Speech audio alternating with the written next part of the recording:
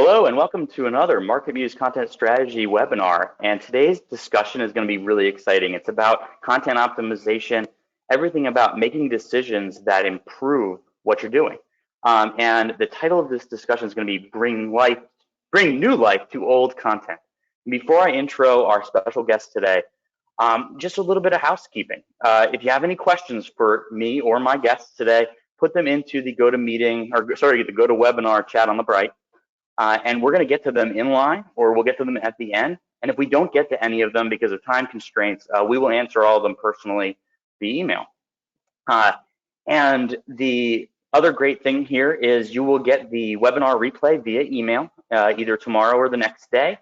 While you're at it, go check out. We have dozens of webinar replays on content strategy topics from amazing people like Kevin Indig, who just knows everything about everything. Google Analytics and search engine optimization superstars like Andy Crestodina, amazing startup founders like Brennan White from Cortex. So go check those out. If you download a bunch of them, weave them together into this amazing content strategy seminar for yourself. Give me a call, write me an email, and we'll set you up with a free content audit. Okay, so just to intro my guests, we are really good friends. We've worked together as part of communities like Rhodium. He is the founder of Food Blogger Pro and also a number of other entities, Pinch of Yum, WP Tasty, Bjork Ostrom. Hey, Jeff, so excited to be here. We do a decent number of webinars. We have a podcast, so it's always fun to be on the other side where I can feel like, I get to sit back a little bit. You get to ask me some questions. Maybe I'll slide into the podcast mode a little bit where I'll ask you some questions. But super excited to talk about this stuff and hopefully some great takeaways for people who are attending. Absolutely, and I want to ask you a few questions about you first. Great. But also, just want for everybody to know, Bjork has an amazing podcast, the Food Blogger Pro podcast. Everything you'd ever want to know about writing content for those markets. I was a guest on there talking about expertise. There's ones about technical stuff, photography, all across the board. It's a really wonderful podcast and really well produced. So go check that out after the show. I'll give you that free plug. But Bjork, tell me a little bit about those three entities that I walked through. Yeah, for sure. So 10 years ago, my wife, Lindsay, and I, and I include myself, even though it was 98% Lindsay, started a recipe site called Pinch of Yum. And it was kind of out of a passion to publish recipes online. But she started to get really passionate also, not just about the recipes, but about the content. How do you write better? How do you take better photographs? How do you develop a recipe that's awesome? As she was really excited about some of the front-facing things like the content side, I started to get really excited about some of the technical things behind the scenes. So everything that would maybe bore a lot of people, things like the numbers for advertising, a lot of the search optimization stuff, which I know people on this webinar that would be exciting, that wouldn't be boring for these people, but a lot of the behind the scenes stuff was really exciting for me. So I came in and we kind of partnered and started to work on that. And slowly over time, we've built that up to now anywhere between 4 to 6 million page views would be a kind of right in the sweet spot for Pinch of Yum as a recipe site. So we've learned by doing it, by working on our own entity, and along the way, we launched some of these other correlating and connected products. Food Blogger Pro is a community for other food bloggers and recipe publishers and content creators. And then WP Tasty, we started to dump a lot of resources into creating our own WordPress plugins, and then really quickly realized there's probably other people who are interested in doing similar things to what we're doing. So we packaged those up, and instead of $29,000, you can buy it for $29. And so that's a WP Tasty, and that came out of our own need to create things and knowing that other people would be possibly interested in those as well. I love that. I love the idea of kind of reducing folks' time, with specialized plugins for industries. It's such a wonderful way to really amplify your not just your reputation with your community and that credibility, but also build a business around it. I think that's really exciting. So very cool, very cool story. I love that founder story. It's just a great one. And Food Blogger Pro does a lot for so many people in their community. So Really excellent stuff. So one thing that I wanted to mention was, so Bjork and I had been discussing improving existing content for years now. It's been, Hmm. something that I'm so passionate about. And what really struck me about, oftentimes when we're speaking about the types of content that Bjork's interacting with, it's assessing content quality and comprehensiveness in those spaces is a little bit different and a little bit more nuanced. So I wanted to get kind of Bjork, just as a high level overview, Yeah. what do you think about when you're thinking about optimization for your space, but also just generally Yeah. about the way that people think about quality and expertise? Yeah. This has been a shift that has started to move for us over probably the past year or 2 years. We've had conversations around what that looks like, and we've kind of been tracking, like, even internally, as we're going to talk about some of the experiments that we're doing, what is the impact of those? And so we've shifted away from thinking about just publishing new content. Before, it was like we were in this, it was like we were feeding the monster, and it was like the monster was search engines and social media, and it was like the monster is never full, and you just need to continually produce new content over and over. And there still is 100% an element of what we do around producing new content, and we're Of thinking course, yeah. strategically around that. But we've also rolled in to a pretty substantial level, paying attention to our older content and approaching that and saying, how could we improve this? And not only to make it better content for people who are consuming it, but also strategically from a business standpoint. It's easier for us oftentimes to take something that's kind of doing okay and then level it up to doing awesome, versus taking something that doesn't exist and trying to make it awesome. Like, if we know something's already almost there, it's kind of like in high school, if you had a teacher, or college, and you went through and you had a test, and they would let you retake the test, or correct your answers if there were ones that were wrong. There was a few teachers that I had that did that, and it was always so great to do that.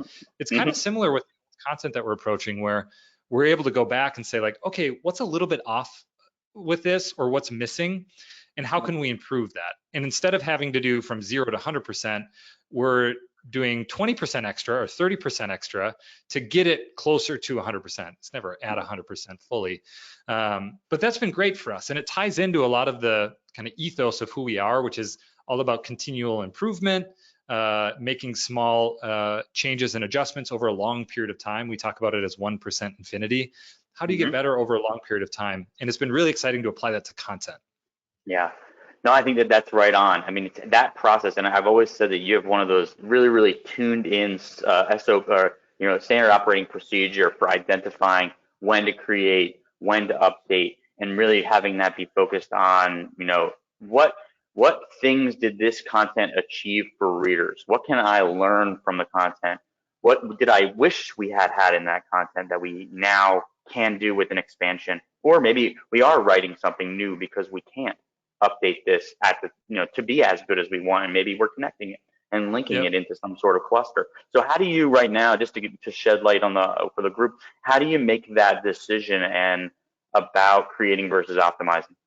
Yep, for sure. And I need to, at this point, give a huge shout out. So Lindsay, my wife Lindsay, does an incredible job with the content. Jenna on our team is the communications manager. She does an incredible job, Is awesome. and really the whole Pinch of Yum team. So I want to make sure to give credit where credit is due, and they do a great job with that. I can talk high level, kind of what that looks like. So Mm-hmm. one of the interesting things is part of it has to do with the season that we're in. And one of the Mm-hmm. great things about the new versus optimizing old conversation is it allows you to approach your content in a different way, versus I always need to create something new, which the burden of that is pretty heavy. And this is a perfect example of a season where we're entering into a time where, due to the reality of the world that we're in right now, which is so different than it was, at least here in the US 2 weeks ago, 3 weeks ago, that we're approaching content a little bit differently. So sometimes it's not even a strategic standpoint in terms of, will this get more traffic or not, or where do we want to go from a business perspective? It's almost like the personal business blend. We're in a season right now where we're resource strapped. And Mm-hmm. so it's easier for us in remote positions. We're not at the kitchen studio, to look at the old content that we have and think, okay, how can we go back? How can we update that? How can we bring it to the front of the blog, which is part of the process of what we do? And then Right. also we're starting to talk about, like, in this season, we're also going to grab content that's like easy recipes that people can make at home with limited number of ingredients. Mhm. So we're resourcing our archives to apply to current events in the season we are, and both for readers and also for us in terms of the amount of resources that we have for our team. The other way, if it was, let's say we're in a quote unquote normal season of work, we would look for a balance. We don't want to have, because we have people who follow the blog, this is talking about Pinch of Yum now. Mhm. So it's recipes that we're creating, because we have people who follow it, kind of like you would on social media. So you're keeping up with somebody, you're seeing what they're up to, you read every new blog post that comes out. We don't want to do 100% content that is optimized and refreshed, and then we, bring that to the front of the blog. So there's a balance there in terms of the voice that you have on your site. But apart from that, when we find that balance, what we're looking to do is we're trying to find kind of that sweet spot. And what we've found in the test that we've done is the sweet spot is more like positions 5 to, let's say, 10, super loose numbers there, but it's kind of like first page-ish, like Mhm. second page, probably, maybe first page in terms of how it's performing, and trying to get that to like to move up essentially. And we'll have some examples that we'll share later of how we did that. That's been the most successful type of content for us to refresh. We've also tried to reach a little bit lower in terms of content that's ranking. And we just had a report that Jenna, our communications manager, put together. And she was highlighting like, hey, these recipes before were like 33, 34. Mhm.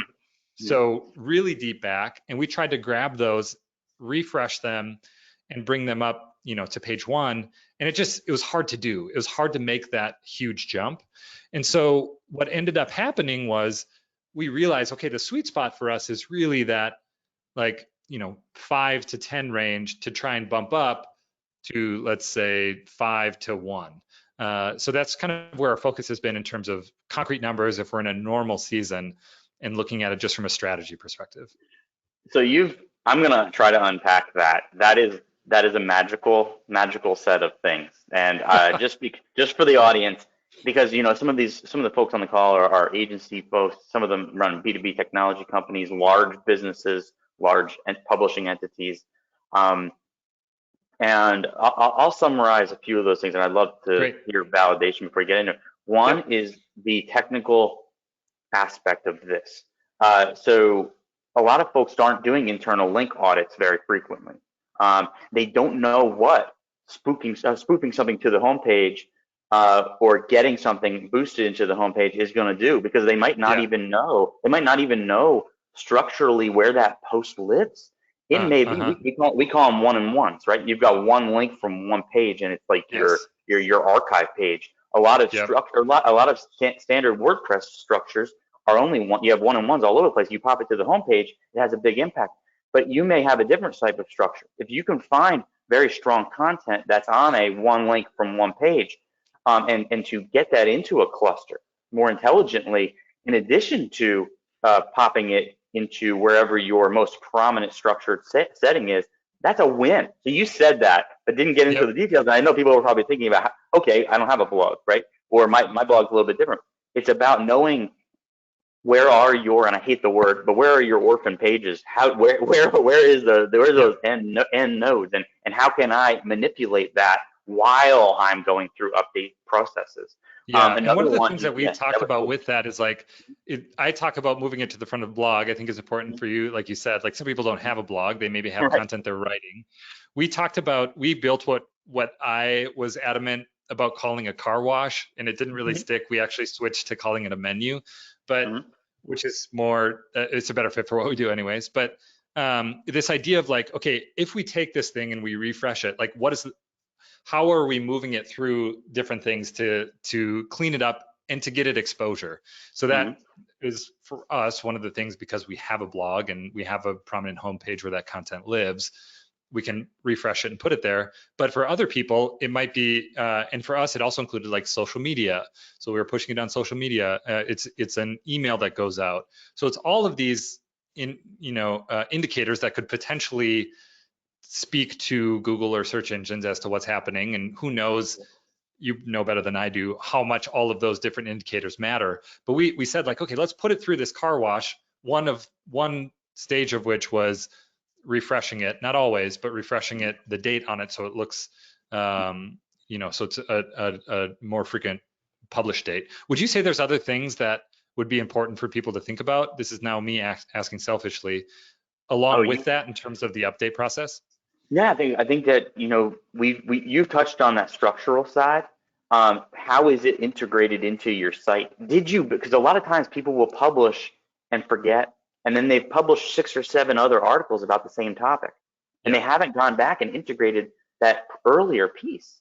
So Uh-huh. making sure that as you go, when you cover a topic, a topic on something that you've done, make sure it gets integrated. I love that you mentioned. I'm curious, can you talk about what integration looks like? Like, what is Oh yeah, that? certainly. So really just walking through not just the related topics on a bottom of a post, but Uh-huh. contextual linking, annotation, um, so that it's like if it were a food blog, if you do have a great recipe, but you wrote it 2 years ago, well, it has a chance of being integrated with future posts. So that post Uh-huh. from 2 years ago would not naturally link to a post that's more recent on similar topics Yep. unless you actually go back and do that as part of the car wash process. So I think that that's really, really, really bright. So I love the way you talk about structure and trend assessment. Like learning about your audience. I mean, you're speaking, the language of intent, and some other ways that we've talked about are things like my competition's changed. Yeah. How frequently does that happen to you? The intent has changed.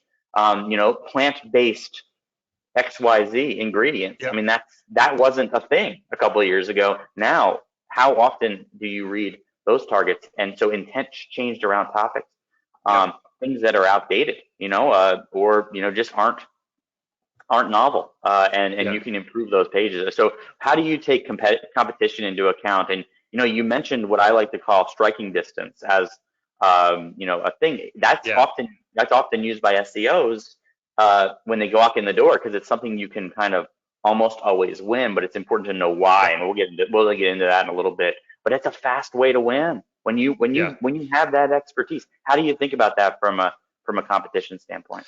Yeah. It's actually a really interesting question, because we're in a space where it's like, I feel like for MarketMuse, you probably have really clear like frenemies, who people who are of course don't have as superior of a product, but they're trying to get there and producing content against them. The food space is interesting in that, like, these are people like will literally are quote unquote competitors. We might also like have a meal with them at a friend's house, in the middle of the summer. And so we've taken an approach where we don't do as much for this is for new content now. We don't do Right. as much like keyword research around content that we can create and then rank high for, because almost always there are going to be people who we know that we are kind of like poaching against. Mhm. So that just is, maybe it's like a Minnesota nice thing that we've Totally is. that doesn't feel, and part of it too is like we have this community of food bloggers, so that ties into it as well. So Mhm. it's easier for us to say, hey, we have this content that we have produced in the past. How do we go about ranking and improving that? And in terms of like looking at the competition and analyzing, can we improve this and get to is this within striking distance?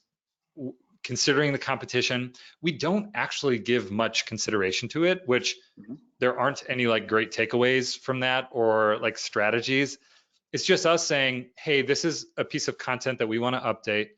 we know that there's some, whether it be content gaps or improvements that we could make, outdated information, maybe feedback on the recipe that we could improve. Yep. It's just feeling a little dusty, and it's sitting in that range of optimal optimization. Those two are the biggest considerations for us. There's not a ton of consideration as to like how competitive is it and what is our potential to outrank somebody on that. And part of that has to do with it's just not part of the process for us, and then part of it has to do with us not spending as much time thinking about competition and spending more time thinking about how can we make this content better. Nice. I think that it's really important to set that expectation. I think it has a lot to do with your existing footprint. So when we assess, because we have the only in-market, a little small plug, only in-market metric for personalized difficulty. We're able to assess your existing breadth of coverage, your depth of coverage, your existing authority, not just looking at links. And that's where a lot of people get stuck. They're just looking at the links of the people in the competition and of themselves. They're not actually caring about how much expertise they have on those topics, which is really most of what matters. So when they think about it, they're looking at just striking distance, like you mentioned, but you are saying that because you've got the expertise, right? Yeah. A lot of times people will get lucky with a page. They'll get lucky with one page, and they haven't written a collection of content on that topic. And they're like, oh, I just need to update this page, and I'm going to, improve across lots of keywords. I might not, because I don't have that large pool of topics. That's why when you said, I really like when you said, it's really hard if I don't have much foothold in these topics to just get it by optimizing one page. And it's good to deconstruct why that is. Because when you have a page that ranks for, say, thousands of topics, there's a couple things you can find. You can find the keywords maybe that you didn't address very well with the page, but you got maybe a second page ranking. You didn't actually hit that intent.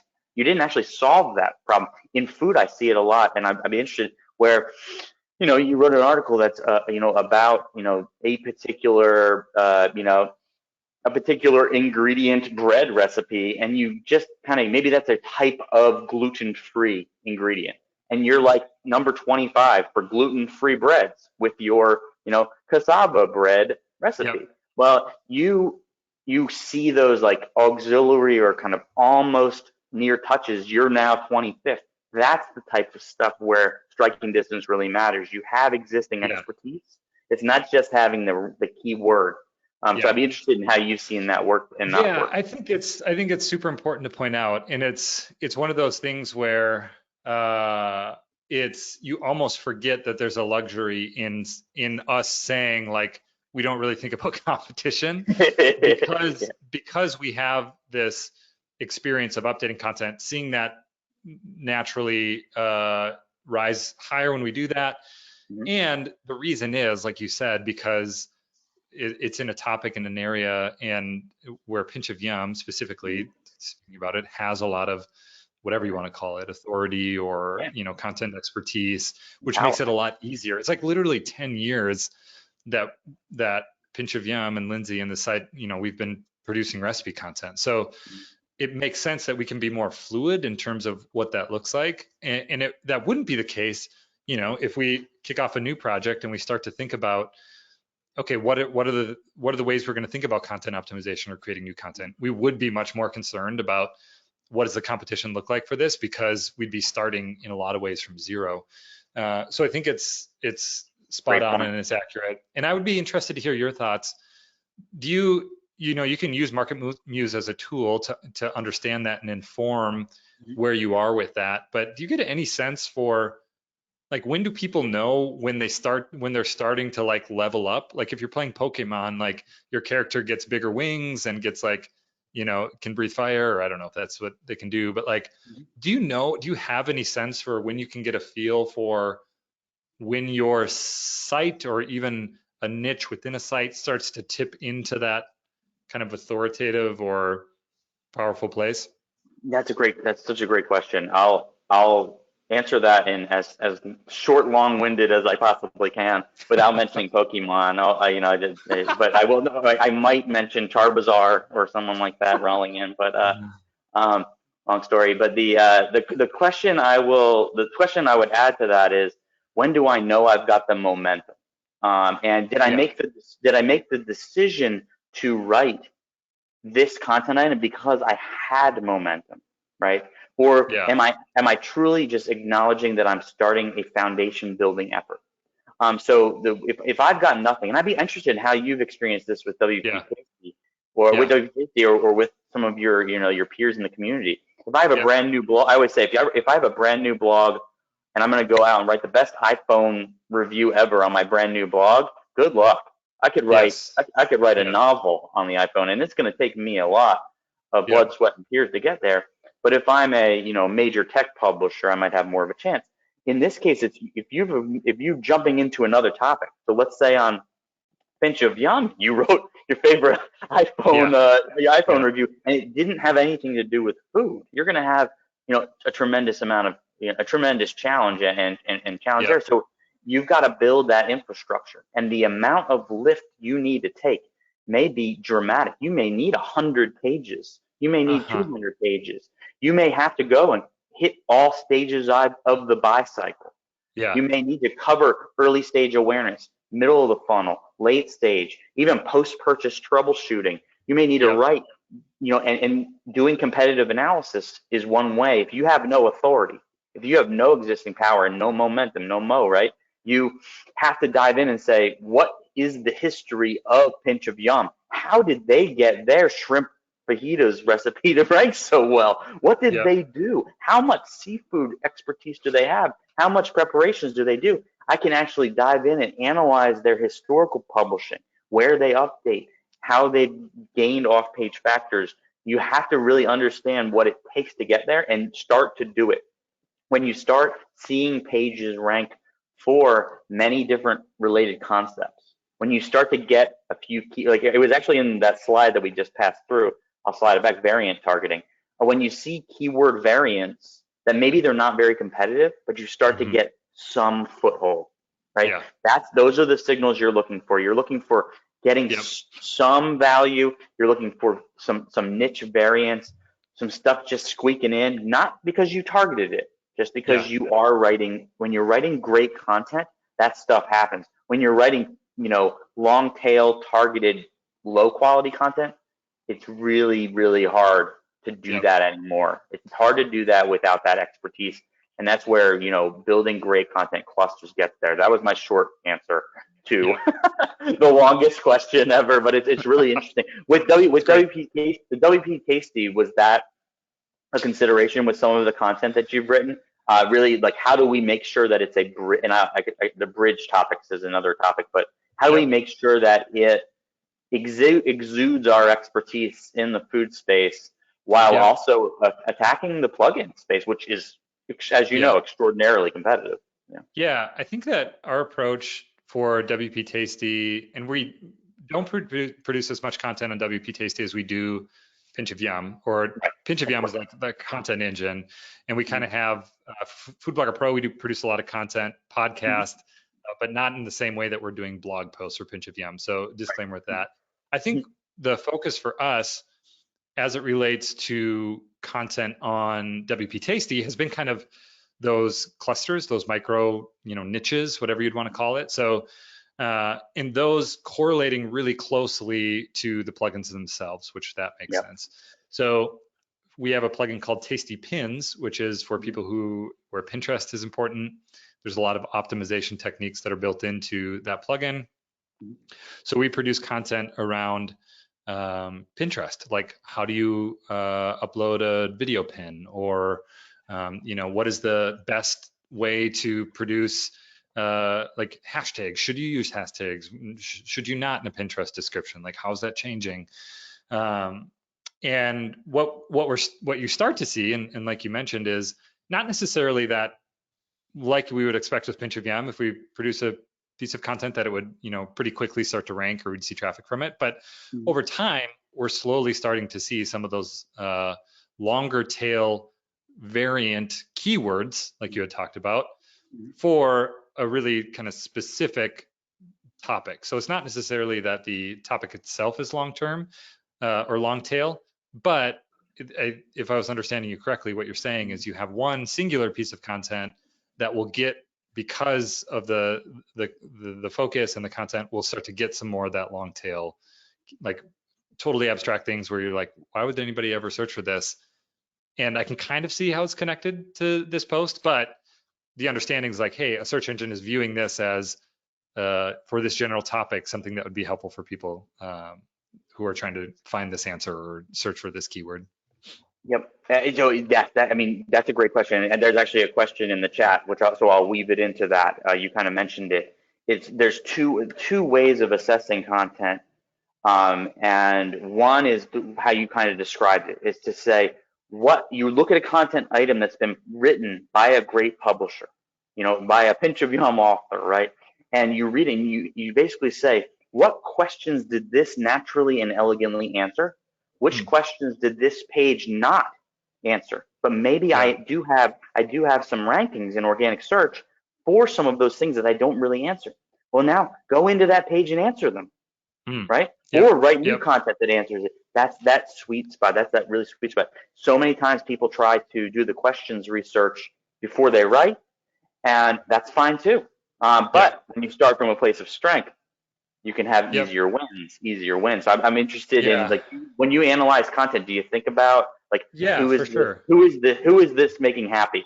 That's how I think about it. Who am I satisfying here? For sure. And I think those two pieces are really important to point out. I think for Pinch of Yum, we can go about producing a piece of content and do our best to holistically approach that recipe in the case of Pinch of Yum. But inevitably what we'll find is that either through comments or ratings, people might have different levels of success or questions. And I feel like that, combined with, we've also used MarketMuse briefs to give us kind of two different viewpoints. One would be like from a like really strategic standpoint with AI and understanding of the web search, what are the things that we're missing? And from just like an individual user experience feedback, what are some of the things that we're missing? Using those two things to speak to the slide that we're on, and tweaking the content around that. A great example is we have a chocolate chip cookies recipe post, and that has been like a living and breathing piece of content.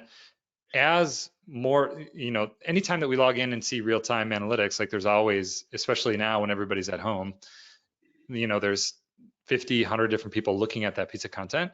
So we get a lot of feedback on it. We've used that feedback to adjust and change to make that better. So like, hey, if your cookies are flat and they look like this, we'll intentionally create a recipe batch where there's flat cookies to say, like, here's how you can change that.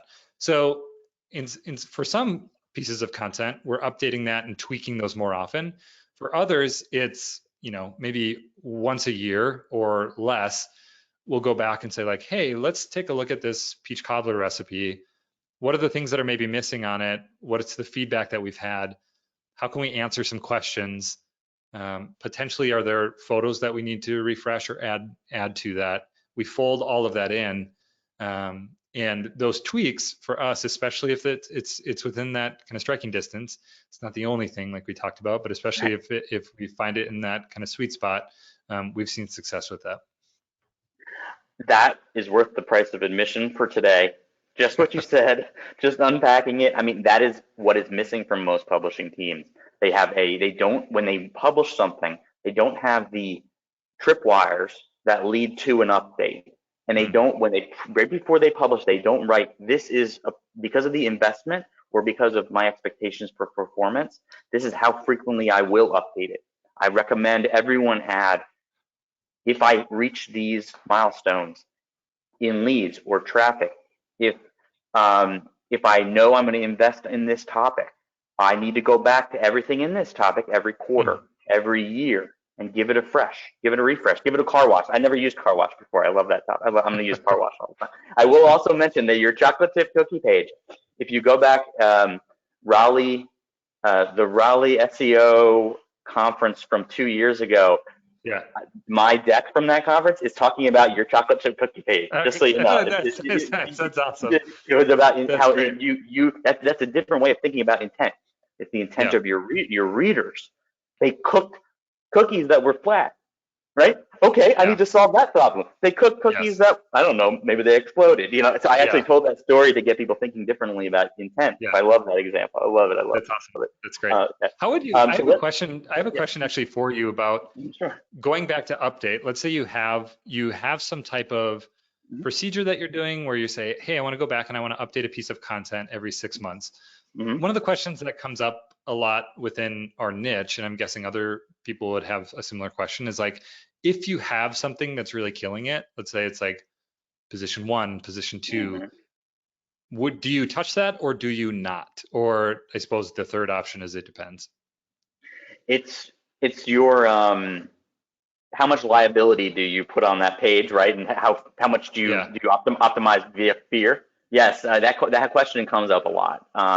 And the best thing to think about is when you have that really dominant power page, which would be it has high authority on many topics, it ranks for a lot of keywords, it yields a lot of your key performance indicators. Um, do I touch it?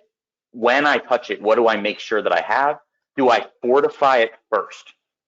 Do I protect it the way that I might protect if it's truly an arm of my site and it's one page sitting out Uh-huh. there, I'm less likely to update that, even if it is very Yeah. powerful. Yeah. If I've already built a fortification around that page to infrastructure, a cluster, covering the entire buy cycle, true support page publishing, I'm more likely to be willing to update that page. So if it was a one-off, I'm a little bit more fearful. Yep. If I've put the time to build an infrastructure, I can more safely tune it.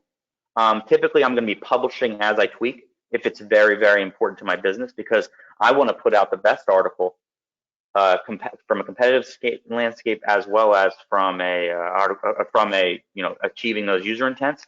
A lot of Yep. times people are just scared and they don't know why they're scared because they just don't want to lose that ranking. You can Yeah. safety yourself if you build infrastructure around it. I love that question. So an That's example one. being like if you have a lawn care business Mhm. and you've produced content like you have one single post and it's about like best lawnmowers, Mhm. but around that you've produced other content and it's linking and it's kind of a web that you're saying that's kind of like protecting yourself against it because it's not just one little piece of content siloed that just kind of got lucky. It's more of Mhm. like an entire infrastructure Yes. around a general topic cluster, and therefore it's maybe a little bit more stable. Exactly right. The Mm. example I'll always use, not typically in open parlance on webinars, but this is the example but you ask because you're good at Yeah. this. You're a podcast host too. You asked, so this is kind of the inside baseball example is your homepage may have many things it performs well for that page does not actually cover, right? Sure. But if you would post a page on your site that isn't your homepage, then you should be comfortable updating if you've got infrastructure. And so that's a little bit of a meta, but let's say Yep. you've got a homepage, let's say your homepage, right, for a pinch of yum ranked well for, bourbon glazed cherry recipe, Yep. right? Okay, and let's say you don't have one, right? Right. Or let's say you have kind of a mediocre one. You may be willing to go write a great version of that and link to it. Well, just the same thing, but inverted, you should be willing to do when you have pages that do well. I mean, it's kind of like two-stage Yeah. meta concept. But that's really, if you're willing to write a post and publish it, you should be willing if the circumstances are appropriate. But if you went out and wrote this one post, I see a lot of this, right? You see a blog where Yep. there's like 900 posts and two of them get 80% of the traffic.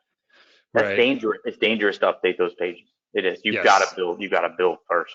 And so that's where that's the perfect answer to what you said in this situation because so Yeah. many people are in that. So many people are in that scenario where they're Yep. scared. Yep. They're scared. Yep. That makes Um, sense.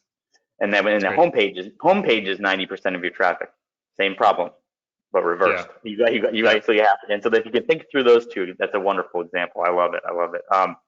Uh, cool. But yeah, tell me some stories. I know I've yeah. heard of these. Tell me some stories about what you've done with Pinch of Yep. Yum that are kind of applicable regardless of where the person is working. For sure. So these kind of tie into the example that I gave before, the car wash, the menu, whatever you'd want to call it. So these are actual screenshots uh, from different posts that we've updated and the impact that that's had, including ones like, hey, it went from 8 to 7. Like it's not going to, drastically shift and change the traffic, but maybe a little bit. So they're not. It's not like everything that we're doing is a home run, but for something to go from position 5 to 2, that's a pretty significant Oh yeah. impact in terms of traffic that we're getting from that. So these are taken from Jenna, who's on our team and does a great job with this. She's a communications manager for Pinch of Yum and has kind of taken and owned this process. Every month, she's putting together a little recap. She does a growth report that we're calling it. So this is from January, and right as we started to get into this system of kind of monthly review of the updates and the impact that it has. So these are older pieces of content, the 3 that you see here and the other pieces that we have used before as an examples. We're going in and we're updating those, and we're using hrefs, rfs, ahrefs to find the Ahrefs. rank position of it. Do you Ahrefs. know? I feel like you would know, being in the what is the actual way to say that? Like, there is about 6 different versions. I say Ahrefs, Okay. but yeah, they're if you even go on their site, they'll walk through it. Yeah, Yeah. Tim has some fun stuff on there. But yeah, go look for Ahrefs pronunciation. It's kind Right. of fun. Right. And then, so what we do from there is, to kind of speak about the car wash, one of the decisions that we make is, do the photos need to be updated? Mm-hmm. That's a really big decision for us because while it improves the post itself, there is a potential downside in that there's a lot of images that are shared around the web, whether people are sharing it on a blog post, an image, and then linking to the recipe, or on Pinterest would be a really important one for us, where suddenly there will be a little bit of a disconnect. Like if somebody comes and the images aren't the same. So we're really intentional to think through, do we actually want to do that, update the images or not? The other thing that we'll do is we'll look to see, is there additional, like the chocolate chip cookies recipe example, content that we need to fold in? I don't know which ones of these we actually had a MarketMuse brief that we used to also inform the updates that we're making against that content. And sometimes there's things like, oh, we didn't even think of including that as a subject area. So we fold that in and update that. And we've seen the most success when we go through that process and actually push that to the front of the blog, like we talked about before. We've also gone back and we've updated older content, and we haven't, given that exposure, I'll say, in the same way, whether that be to the front of the blog, or if you don't have a blog, or your homepage doesn't showcase blog articles, which for a lot of businesses that's not the case, then even doing some type of social push for it, Facebook, Pinterest, Twitter, maybe Instagram in some way, doesn't have the same impact as it would if we're moving it to the front of the blog. Part of the reason is because one of the things that we have set up within our system is every time a new blog post is published, there'll be a handful of people who get an RSS notification about that. So there is a lot of energy that's created around that process. So we've noticed that to be a really important piece of the puzzle, is giving that not only social exposure, but exposure on the site. And again, this is probably an area that you know more than I do, just in terms of like the what that looks like in terms of linking, and suddenly there's a link to that in a prominent place, whereas before it was, like you said, embedded super deep within different archive pages. But that process for us, it's really, at its core, it's pretty simple. That process for us has yielded some great results, and you can see here these different screenshots. We'll get 3, 4 position jumps from these, and that results in more traffic, that results in more eyeballs, and it also is done with usually less work than goes into creating something from start to finish. And there's in a lot of ways less risk, because we know that, at its worst, sweet potato curry stays the same. At its best, it climbs up a couple spots. Whereas if we're starting from zero, there's a little bit more risk in the amount of energy we invest, because we don't know if that's going to be a post that ever makes it to page one, or if it sits further down on page 4 or 5. So for us, not only has it been beneficial from a business statistics traffic perspective, but also from a rhythm of the work that we do, and we're not having to, like I talked about before, feed the beast as much, where this is more of like a snack as opposed to an entree. And it's nice when we're able to take a break in terms of the rhythm of the content that we're producing, and focus on some older stuff that doesn't require quite as much work. Yeah, so I mean, I had a question actually from the audience as well, about, so you're using Ahrefs for kind of position tracking. Are you looking at this term, or all the terms that are contributing this traffic, that term pool, when you're looking Yeah. at improvements? So that's really what we look at. Obviously, in MarketMuse, you can see all the concepts, not just ones Yep. you rank for, but the related topics, how all of them move, Great in question. addition to your your target term. Yep. I think in this case, and I think recipes are maybe unique in their Very much so. Very much so. keywordness, like versus business, e-commerce, WP Tasty as an example. Like, that's one of the things that I'm realizing as I get outside of the niche of recipes, is like chocolate chip cookies is a really standard search. Or if there's a variant, it's like chocolate chip cookies recipe. So we're able to, like, in an abnormal way with recipes, lean into the kind of singularity of the keyword more than I think other businesses would be, WP Tasty being a part of that. So for us, we can have a little of that, lean into that a little bit. But what you'll see outside of that, like if that's just for the keyword itself, you'll see a general uptick with organic search that goes beyond just that specific keyword. So an example would actually be for Food Blogger Pro. We have an article on recipe video equipment. So like the equipment that we use around that. That's going to be a lot different than a chocolate chip cookie recipe, because the things that people are searching for that would be like best recipe video camera, tripod for recipe videos, how to recipe videos, a much different array in terms of the keywords versus an actual recipe itself. But we do see that as like an uptick holistically from search traffic, apart from just the uptick in that individual keyword. Yeah, Does that that's answer the your fun question? fact. The fun fact on that is, the higher that multiplier is typically an indicator of your authority. So when you Sure. have that authority, you've got that multiplier, 3x of your trackable keywords. These are one-off queries that will likely never come again, but they add up to a pool, and that's really Yeah. an indicator of your authority. That pool of terms that yield traffic on that page. It may Yeah. be, some of them may be trackable, some of them may be variants you can target, some of them may just be in the ether, just generated visits, and you'll never really know what Yeah. they are unless you're really doing deep dive Google Search Console stuff. So I Yeah. love that.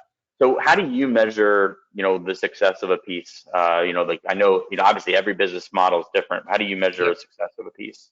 Yeah. So I think one of the baseline pieces for us is like, for Pinch of Yum, at least, are people having success with the recipe? So we look at ratings for that. How well is a certain recipe rated, and are people rating that? And are the people who are rating it actually making it? Like, we might have some just super fans that will be like, this recipe looks awesome, can't wait to make it tonight, 5 stars. Like, super appreciate that, love that. Maybe not super helpful in terms of the success of the actual recipe itself. And then, to be honest, it's like, for us, it's pretty high level. It's, what is the organic search traffic that we're getting from that? Is that trending up? Is that trending down? And then we also look at social. What is the Pinterest being the most important? And then there's also this kind of unique, which doesn't necessarily apply to here, but I feel like it's worth mentioning, this unique kind of area that we have, which is like video content. So if we're producing Instagram stories, or if we put something on Facebook, like how many shares is that getting? How many views is that getting? What is the interaction with the recipe itself there? So it's pretty basic for us. It's like, what's the general search traffic that we're getting?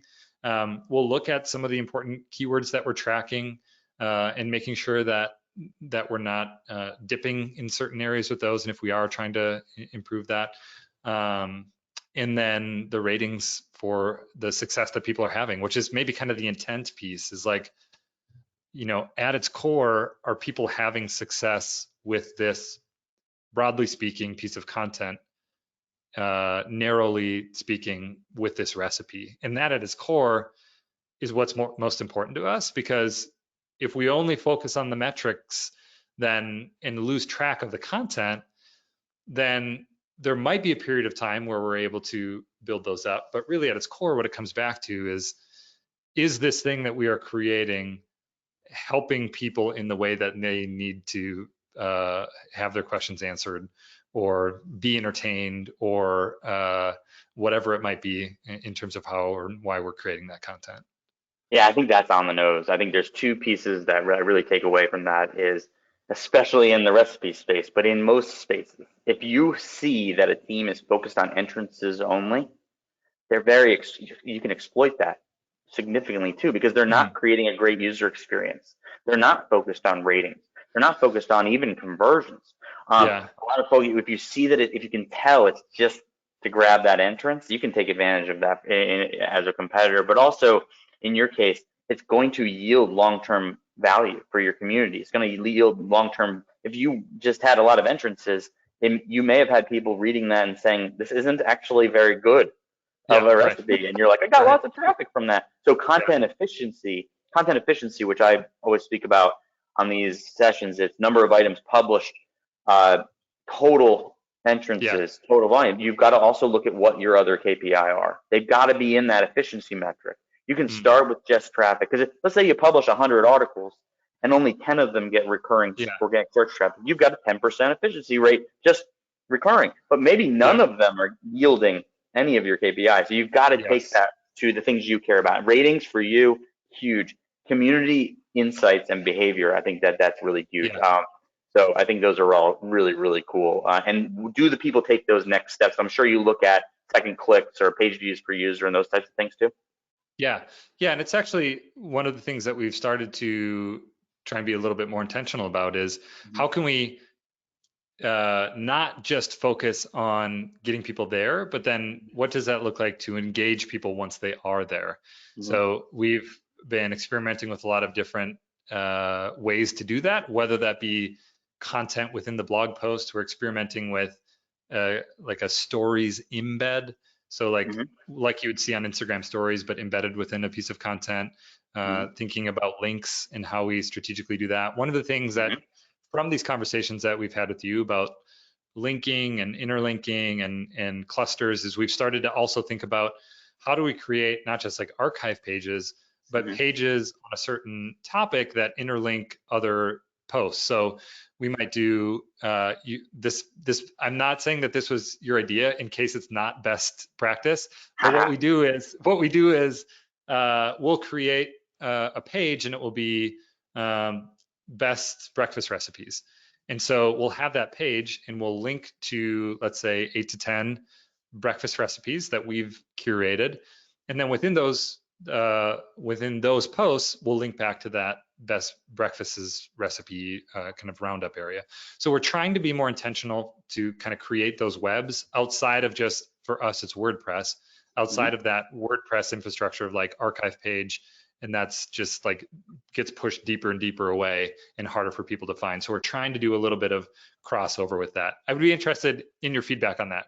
This is like a 2-minute consultation. Would you have ways to do that differently or thoughts on how to do that? Okay, this is rapid fire because we got two great questions from the audience, which we'll round it out too. But so when you have a roundup, or a superlative. You had a roundup, which means I'm rounding up topics that I'm Yep. covering, and it was also targeting superlative, best or most or least or Yep. whatever, right? You've got to add value with Yeah. that page. That page has to add tremendous value. It has to truly exude that you know what it means to be best, and then it's almost just providing that. It's providing a walkthrough of the site, almost like a show and tell of what you've produced. Yeah.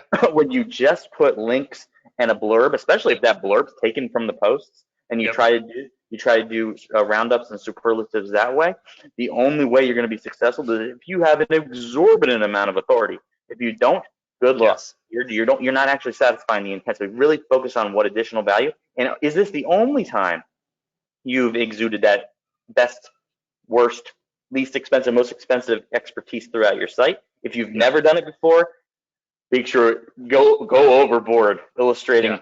the characteristics for what makes a best recipe. Get Yes. really into the weeds there. So Yeah. I Yeah. love Yeah. that That's question. great. That's a good one. I'm glad that I snuck in that little consultation there. You It's totally did. You totally did. I love it. I love it. um, There are some lightsabers in this world doing that. So like I'll give you a tip of somewhere to look in the tech space. Look at very, very powerful publishers in the tech space and how they do it.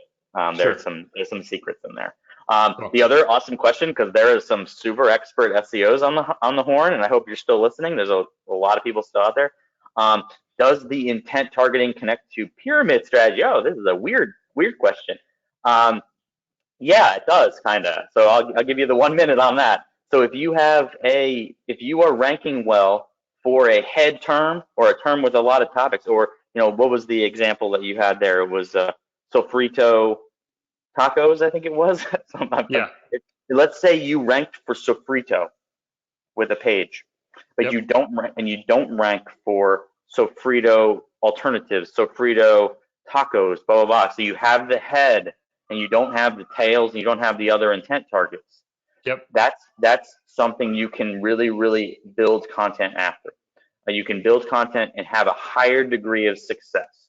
That's very similar to variant targeting. Variant targeting is you see that you rank for a variant, but maybe you're on page 2 or page 3. You can tune this page to be more about that topic. So I don't know if you have done anything like that, but when you see, That's like, great. imagine pinch of Young Yep. got a top ranking for recipes. Oh my gosh, Yeah. what are we gonna do about We're that? on page 2 for it. That's one of the things that is interesting about a pinch of yum is we haven't done much intentional work around that, but I think it's page 2 just for the general search term recipes.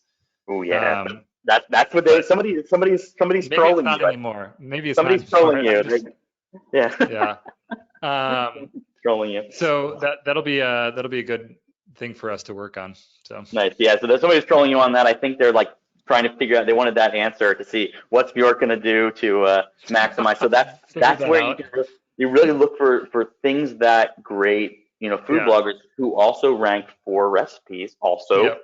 rank for, and then you can write Yes. those. You can write those really confidently. So that was the strategy that somebody had That's asked great. me to Could you basically tell you. and So calling we've got a myself cool. out? It's not page 2. We're page 4 for that. So we've got some work to do on it.